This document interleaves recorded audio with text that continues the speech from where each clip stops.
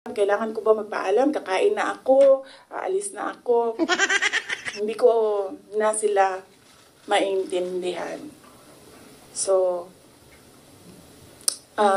kailangan ko din siguro magpaalam sa kanila kasi pupunta akong Cordillera sa susunod na mga araw para lang malaman na nila. Pupunta po ako sa Cordillera kasi merong isang senior citizen na babae doon na naghahanap sa akin. Gusto daw niya ako kausapin. So, nagpapaalam po sa inyong lahat. Follow up. Other topic? Related sa kanya. May video pa yun eh. Tapos sabi nila ako daw yung hindi mapagkatiwalaan. Eh, hindi nga lumalabas yung video. Wala nga nakakaalam ng video eh. Ako lang. Video, ma'am. Ma'am, anong video, ma'am? Basta. Magandang araw sa inyo lahat, mga minamahal kong ka-reaction. Ito po, munting na pong magpang-abot si Senador Cayetano at Senator Mig Zubiri dito sa may Senado. Kung hindi pa po ninyo napapanood, panoorin po natin. You have one day. Don't give me that. Don't finish it then, pare. Pag lugar mo, ilang beses ka nakiusap sa akin eh. Huwag mo ako sigawan. Ilang beses ka rin nakiusap pa. Hanggang doon na. Nag-abroad ka ba eh. Anong gusto mo? Anong gusto mo? Oh, sakin na, gusto mo? Oh. Sakin na, sindak ka lang sindak dito eh. Bakit? Sisigawan mo ako ng pakialam mo. Wala akong pakialam sa pupoto dun eh. Sinabi mo yun, just interest mo lang iniisip ko eh. Gusto mo ipapa-50, ano mo kami? Sabi ko sa'yo, sabi ko pare, baka pwede makiusap. This is too important. So, ang nangyari po kasi dito, ang problema po, yung pong mga Embo Barangay na dating parte po ng Makati, ngayon ay parte na ng Taguig, no? Ito po, pakinggan po natin. Yan. Yan po ang pinagtalunan po ni Senador Cayetano at Senador Mig Zubiri na kung saan humingi yata ng pabor itong si Cayetano, hindi masyado napagbigyan itong ni Zubiri. Mr. Speaker, having no more members of the minority. Mr. Mr. Speaker, we join the minority in their motion to terminate the period of debate permanently. So move, Mr. Speaker. A joint motion to terminate interpolations of the proposed budget of the Department of Health. Is there any objection? The chair Mr. Speaker, hears have a none. motion ruling, please. Interpolations on the proposed budget of the Department of Health is hereby terminated. Mr. Session Speaker, suspended. Mr. Speaker. And Mr. Speaker, Yan po kadalasan, yan po ang nangyari po dito sa may Kongreso naman dahil nakita po ninyo yung babae paano magsalita. Ulitin po natin paano magsalita yung babae. Malupit ito po dito yan si Congressman. Ayan. Permanently. So move, Mr. Speaker. Joint motion to terminate. Pagka po itong ayan Permanently. So move, Mr. Speaker. Joint motion. Kasi po pag na tinatawag nilang napalo na yung martilyo o natawag na, wala na pong balikan yan. Ibig sabihin po na terminate na yan. So ganyan po ang ginawa ng mga kahit na meron pa nag-o-object o nagmo-motion dahil nga ito yung mga utos ni Tambaluslos na i-railroad ang lahat ng mga dapat i-railroad dyan sa may Kongreso, no? Malupitan po yan. Hindi lang po yan ang pag-usapan natin ngayon. Meron pa tayo ito. Si Madam Inday Sara, meron daw pasabog ito ngayon eh. Ito po. About sa akin, about sa kanya. I mean, yes, about sa akin. Pero, related sa kanya. May video pa yun eh. Tapos sabi nila ako daw yung hindi mapagkatiwalaan. Eh, hindi nga lumalabas yung video. Wala nga nakakaalam ng video eh. Ako lang. Video, ma'am. Ma'am, anong video, ma'am? Basta. Ma'am, anong video po yun, ma'am? Ay, pag sinabi ko yung gender, alam niyo na kagad kung sino eh. Anong video, ma'am? Alam niya naman, di ba? Gusto niyo lang talaga manggaling sa akin. Ma'am, no, hindi po. JC, alam mo. Oh.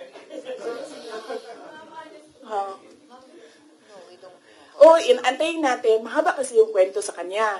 Tapos pag kinento ko yung parte lang ng question na yan, sayang naman yung ibang chismis. Hindi chismis yan kasi ako yung ako yung may alam.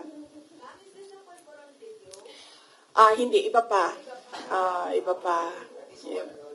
Hindi ito yung pulveron. Hindi din. Oo. Wala na bang question? Ano na ito? Fishing na ito. Fishing.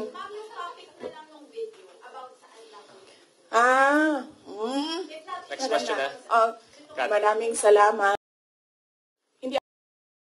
So, meron daw video, no? Hindi raw yung polboronic.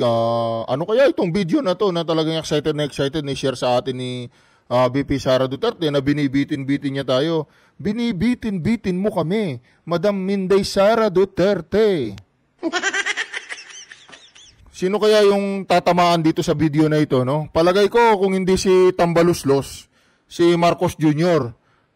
Kung hindi si Marcos Jr., si Lisa. Lisa, yung anak nung kuto, Lisa.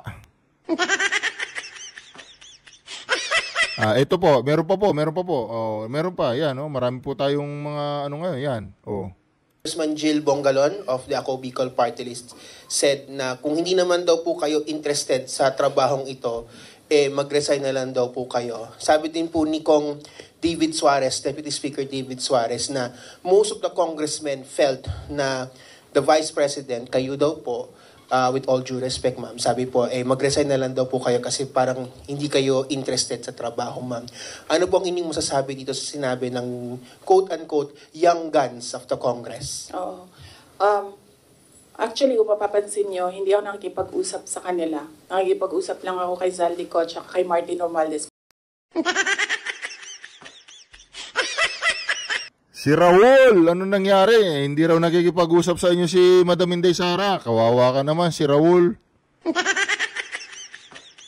Itong si Raul kasi, feeling po siyang powerful. Feeling siyang pinapansin ni Madam Minday Sara. Feeling siyang merong kapangyarihan.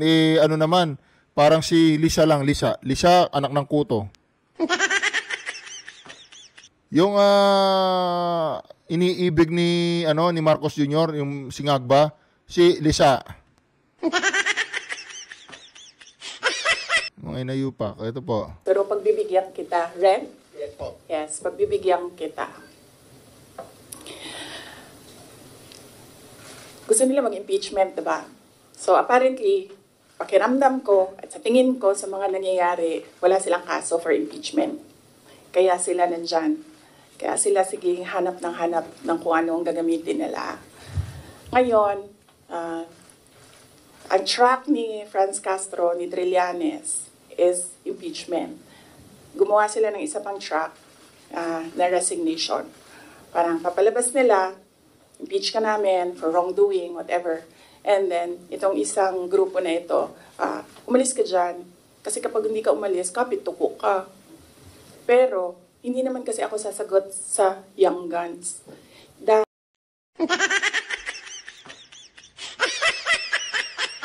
Ano daw sinabi? Ano daw? Hindi ako sasagot sa young guns. So ikaw si Raul, makinig ka. Magsalita ka sa pader. Pagkatabi mo si Tambaluslos, sumarap ka sa kay Tambaluslos, magsalita ka na magsalita. VP Sara, resign Sara, resign Sara, resign. Dahil kailangan ko sumagot sa 32 million na bumoto sa akin. Hindi sa isa or dalawa na tao. Palakpakan. Kaya hindi ako aalis. Yun! Dahil Ano pa? Ano sabi niya? Balikan natin. Na resignation. Parang papalabas nila, impeach ka namin for wrongdoing, whatever. And then, itong isang grupo na ito, umalis ka dyan. Kasi kapag hindi ka umalis, kapit tuko ka. Pero, hindi naman kasi ako sasagot sa young guns. Dahil, kailangan ko sumagot sa 32 million na bumoto sa akin. Hindi sa isa or dalawa na tao. Kaya, hindi ako aalis dito. Dahil nilagay ako ng mga tao dito, believing that I will work for the country. And that is what we did. We worked. Follow-up lang po, ma'am. Kasi pakiramdam daw po nila, ma'am, meron daw po mga section ng 32 million ang nawalan na po ng tiwala sa inyo. And specifically po, from the Marcos loyalists who voted you po with the tandem of your ex-friend, President Bongbong Marcos. Ano pong inyong pakiramdam po, ma'am, na parang yung iba po sinasabi ay quote-unquote nabudol dahil sa inyong tandem, ma'am? Hindi ko nasasagutin yan. That needs a sit down. Next. Next question. Ms. Giselle. Online. GMA News Online. Good afternoon, ma'am. Regarding your Calagos trip po, ma'am, can you give any clarification regarding this? Kasi may mga nagsasabi daw po na during or before no House plenary deliberations, nag-beach trip daw po kayo. Doon ako sa Calaguas. Isasagot ko nga sana yun doon sa isang question, no?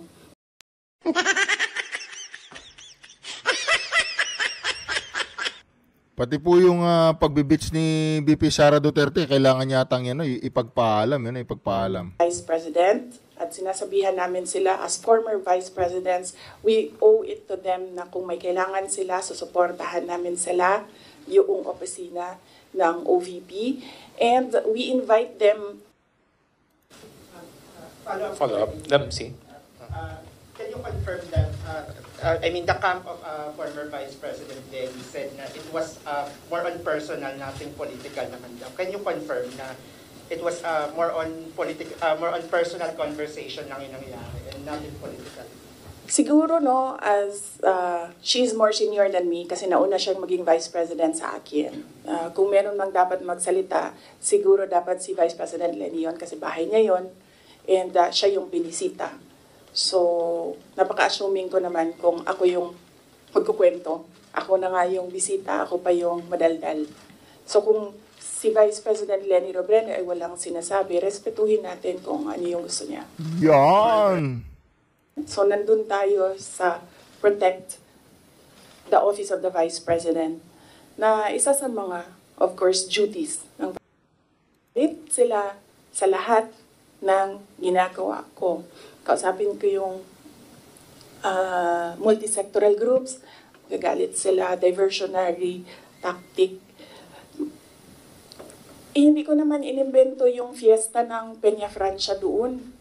Talaga naman totoong merong centennial coronation mass ng Our Lady of Peña Francia. At inimbita ako doon.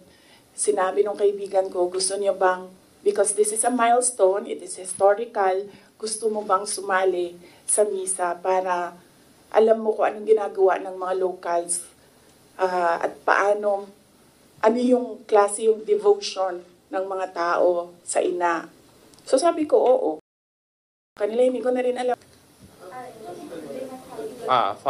Follow up because red. Ma'am, confirm lang po, ma'am, kasi may isang online news website, Politico. Paki-confirm lang po to if it's true or not. Si Rex Anthony Villegas daw po, yung sinasabi po ba ninyong kaibigan?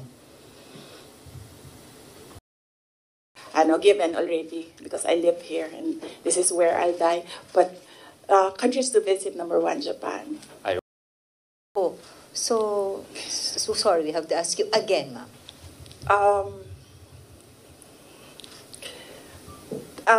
Kinote ko naman na si Representative Castro, di ba? Sa kanya nagsimula yan. I-quote ko ulit para...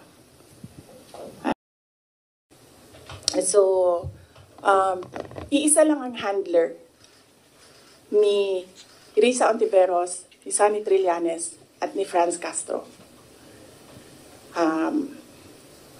Although si Franz, parang I think she's serving 2 masters. Hindi siya direct doon sa isa. Dito lang siya sa isa. Isa lang ang handler nilang 3. Kasi ang dami nyo ng materials. Pag inubos natin lahat ngayon, wala na kayong trabaho bukas. Sa susunod na araw, sa susunod na buwan, ano pong trabaho ninyo? Wala na kayong balita. Hindi. Hindi. Alam niyo naman Gusto niyo lang manggaling sa akin. We know the person. So, dito po mga minamahal kong kababayan, mga ka-reaction. Unang-una, pasadahin na natin lahat itong mga napanood nating mga video, no? Si Senator Cayetano, Senator Subiri, ang napagtalunan po nila, yun nga, yung problema ni Senator Cayetano, yung mga Embo Barangay na hindi sila pwedeng bumoto habang hindi naayos, no? Habang hindi walang naipapasang batas kung saan talaga dapat bumoto pansamantala yung mga residente po ng mga Embo Barangay diyan sa May Taguig, no? Dating party po ng Makati. Pangalawang video na nagkasalpukan, ito pong pagdinig dito sa Kongreso na kung saan talagang inahamblot po, no, ni Wilfredo yata, Congressman Wilfredo, yung mikropono dahil marami pa siyang dapat imusyon pagdating po dun sa pondo po ng PhilHealth. Kaya lang, itong ang mga ni Tambaluslos, talaga naman, gusto nila talaga i-railroad. Meron pa po akong isang video na ipapalabas na terminate na po yung pagdinig dyan sa Office of the Vice President, yung pong pondo, yung 700 million. Pero ang kagandaan po dito, wala pong nagawa itong mga ito. Papalabas ko po sa inyo para naman mapanood natin. Ito po yun na. Yan. Ito po yun. So, yan. No, Mr. Speaker. In fact, Mr. Speaker, the Office of the Vice President can avail of these programs. The Office of the Vice President can request and, in fact, coordinate with these agencies, proper agencies, to delivering the Department of Health to make use of these funds, providing them for these funds to be utilized properly, because these agencies handle these funds, they have the absorptive. It's a relief to know that even with the realigned budget, our people will still be served through the appropriate line agencies. And as much as I still had questions, given that there are no resource persons, I will now be including my interpellation. Thank you, Mr. Speaker. Thank you, distinguished sponsor. Thank you, Congressman Rog Gutierrez. Daghang salamat. Majority Leader. Mr. Speaker, I move to recognize Senior Deputy Minority Leader Paul Daza for his interpellation. The Honorable Paul Daza is recognized to interpellate the sponsor.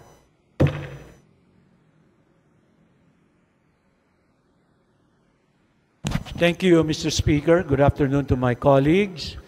There are already many and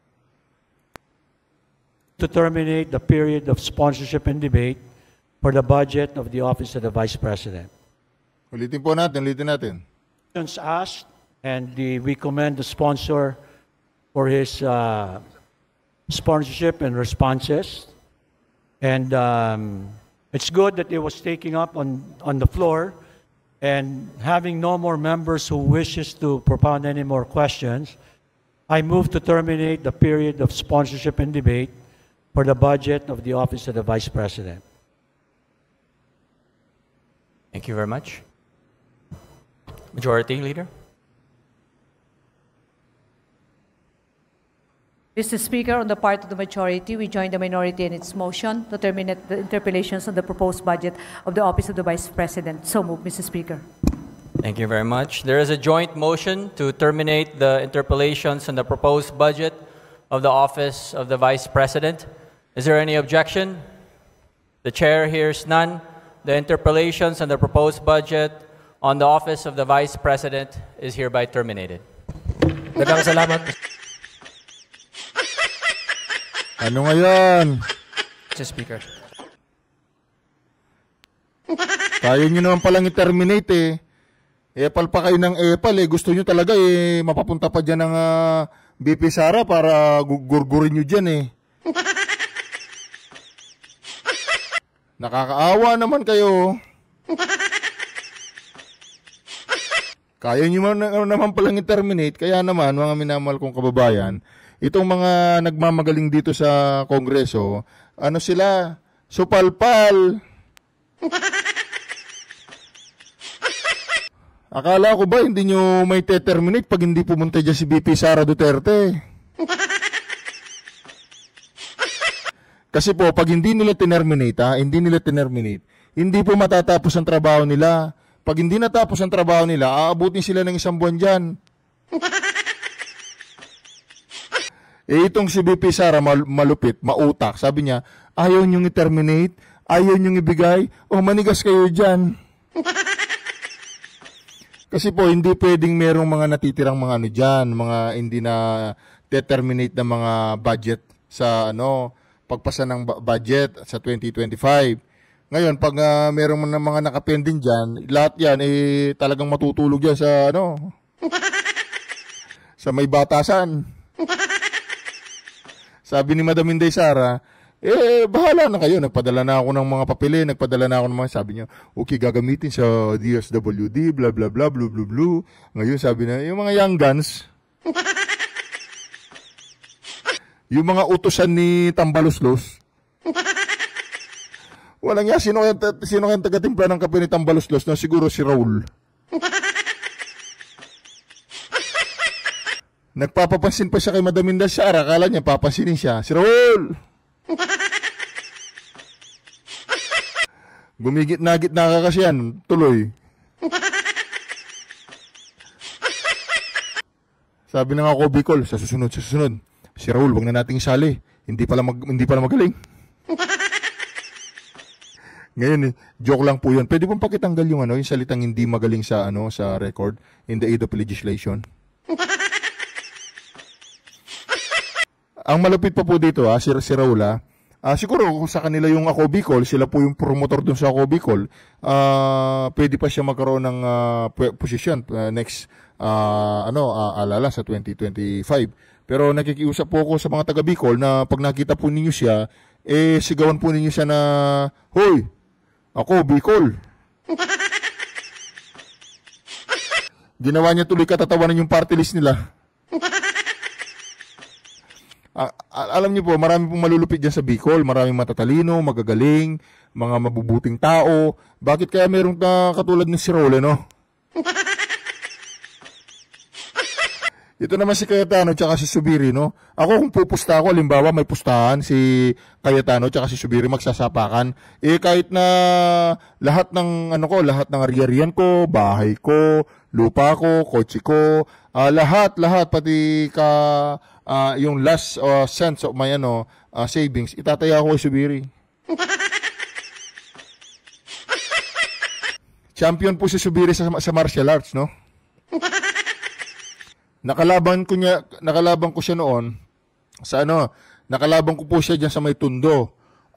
Naglaban kami, umabot kami ng 12 round, kaya lang doon pa lang sa person nagpaalam na ako, matutulog ako, hintayin na lang niya matapos yung 12 round.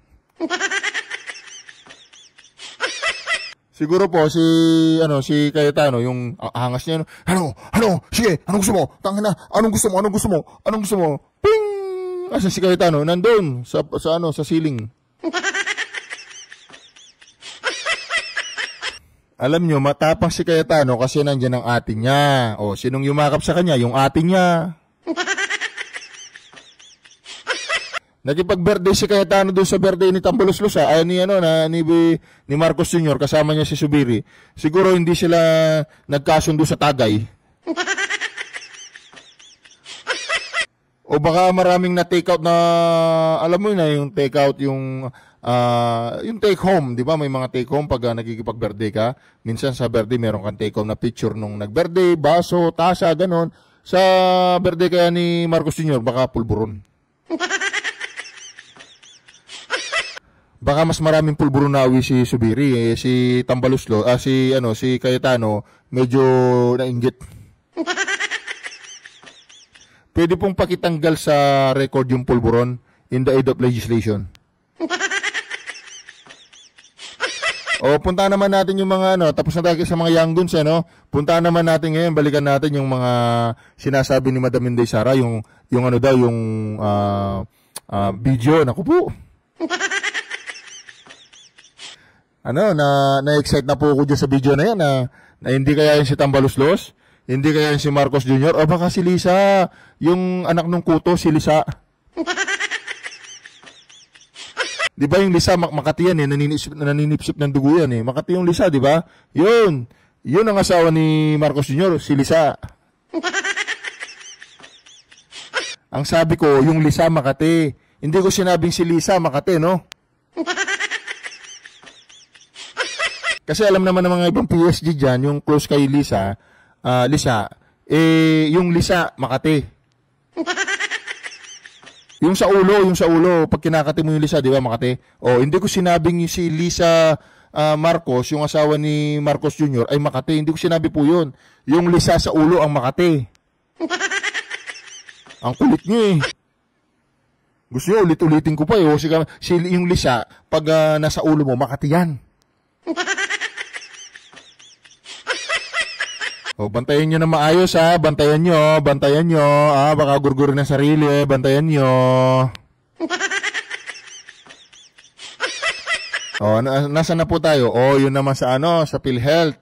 O, isipin mo, 90 billion binalik sa, pambansang, yung binalik sa budget. Yung 90 billion ng PhilHealth. Ngayon, nagkakagulo sila. Paano nila bigyan ng pondo yung PhilHealth? Mga hungas no? Kasi hindi alam kung paano nakawin yung pera. Hindi nila alam kung paano nakawin. Ibenta yung ginto, kunin yung 90 billion ng PhilHealth, ilagay kunwari sa treasury. Tapos ngayong budget deliberation, nag-aaway-aaway sila kung magkano ilalagay nila sa PhilHealth. Hindi na lang kayo nila pinabayaan yung 90 billion sa PhilHealth, tapos hindi na lang nila binigyan ng pondo, no? Tapos ang usapan, kaya nga, masarap ang nakaw. Sa mga magnanakaw, sa mga klepto. Pero hindi masarap ang nakaw sa mga katulad natin, hindi marunong magnakaw. Yung mga lahi ni BP Sara, hindi marunong maglakaw. Ano pa pong hindi natin napasada sa mga bidyong napanood natin? Ano pa po? Wala na? Okay. Tandaan po natin ha. Tandaan natin ito. Ito yung mga uling sambitla na sasambitlayin ko. Pwede pong pakitanggal sa record yung sambitla in the aid of legislation. Masyado pong malalim Tagalog yun eh. Ito po. Tandaan po ninyo ha. Si Madam Inday Sara, hindi siya nagoyo ni Tambaluslos. Akala ko ba hindi magkakaroon ng budget yung Office of the Vice President kung hindi aaten yung mga representative ng OBP o mismong si Vice President Inday Sara. Akala ko ba hindi makakapasa yung batas, bakit pumasa? Kasi pag hindi nyo pinasa yung batas, hindi nyo tinerminate yan, sige, isang buwan kayo dyan. Ngayon, naniniwala. Ay, meron pa pala. Meron tayong tatalakay sa sunod na video. Yung matandang natanggal ni Inday Sara, yung nag-solicit ng 16 million, tapos may dalang siyam na sobre. Nakakatuwa naman yung sobre, pare-pares pa yung kulay at parang bago lahat yung sobre. Malupit talaga si Tambaluslos, mga discarding mga discarding Dan Fernandez. I-lifestyle check kayo natin si Dan Fernandez, no? Pakitanong nga kung anong bagong pelikula ni Dan Fernandez, hinubaran niya si Gloria.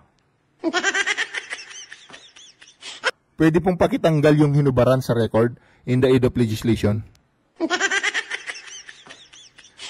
Wala po, nahihirapan na po si Trillanes, nahihirapan na si Ontiveros, si Castro, si Brosas, yung mga Young Guns, yung mga Quadcom na ginawa ni Tambaluslos para pabagsakin si Madam Inday Sara, nahihirapan na po sila lahat. Alam nyo kung sino lang hindi nahihirapan dyan? Si Madam Inday Sara. Pagod nga lang siya. Dahil hinahanap-hanap siya eh. Hinahanap-hanap lagi si BP Inday Sara. Kawawa naman po yung mga Young Guns. Yan tuloy. Anong nangyari sa mga Young Guns? Wala. Butata, supalpal, pahiya. Ngayon, naniniwala na kayo, marami pa pong isisuwalat si Madam Inday Sara sa mga katarantaduan nila. Natatakot ako. Baka isang araw makita natin yung mayorya ng Kongreso. Yung mga mayorya, baka araw-araw nakapulbos yan sa mukha. Naalala nyo yung mga bata kayo, nilalagyan kayo ng pulbos na nanay nyo sa mukha, sa likod, para pagpawisan, ganon. Marami yung pulbos, yung powder na, Baka darating ang araw, kinatatakot ko, lahat yan, mayroong pulbos sa mukha eh. Kasi yung amo nila, dun sa malapit sa Pasig River, yung pulbos niya sa ilong, nakalimutan, pinunasan nung may, yung militarya tayo nagturo. Sir.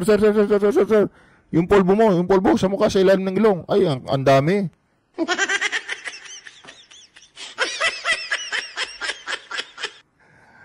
Oh, mag-ingat kayo sa mga lisa, Makati yung mga lisa.